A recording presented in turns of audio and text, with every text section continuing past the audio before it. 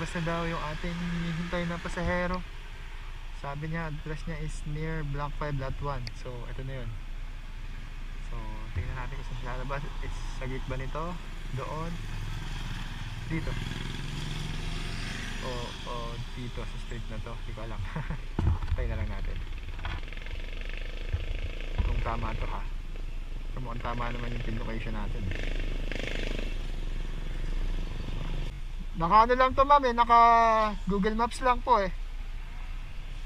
Dito kasi naka pin location eh. Ayun. Okay na ma'am.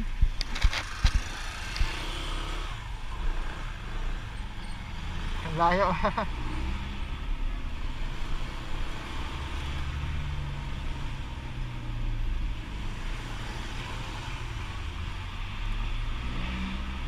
Hello po.